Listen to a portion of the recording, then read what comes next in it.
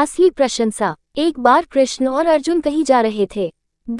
तभी बातों बातों में अर्जुन ने कृष्ण से कहा कि क्यों कर्ण को दानवीर कहा जाता है और उन्हें नहीं, जबकि दान हम भी बहुत करते हैं। ये सुनकर कृष्ण ने 2 पर्वतों को सोने में बदल दिया और अर्जुन से कहा कि वे उनका सारा सोना गांव वालों के बीच बांट दें। तब अर्जुन गांव गए और सारे लोगों से कहा कि वे पर्वत के पास जमा हो जाएं क्योंकि वे सोना बांटने जा रहे हैं। ये सुन गांव वालों ने अर्जुन की जय जयकार करनी शुरू कर दी और अर्जुन छाती चौड़ी कर पर्वत की तरफ चल दिए।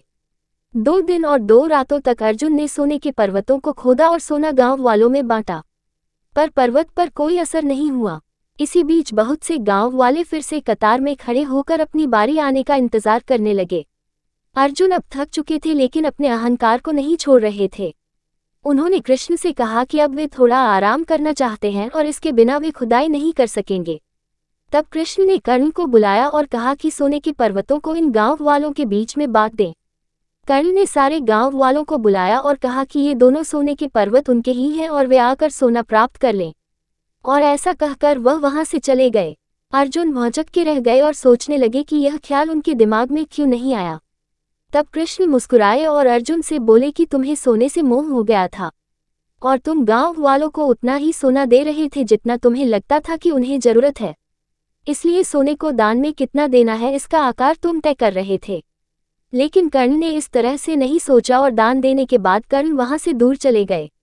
वे नहीं चाहते थे कि कोई उनकी प्रशंसा करे और न ही उन्हें इस बात से कोई फर्क पड़ता था कि कोई उनके पीछे उनके बारे में क्या बोलता है। यह उस व्यक्ति की निशानी है जिसे आत्मज्ञान हासिल हो चुका है। दान देने के बदले में धन्यवाद या बधाई की उम्मीद करना उपहार नहीं सौदा कहलाता है। अतः यदि हम किसी को कुछ दान या सहयोग करना चाहते हैं तो हमें ऐसा बिना किसी उम्मीद या आशा के करना चाहिए ताकि यह हमारा सत्कर्म हो ना कि हमारा अहंकार। फोल्डेड हैंड्स गुलाब, फोल्डेड हैंड्स गुलाब, फोल्डेड हैंड्स।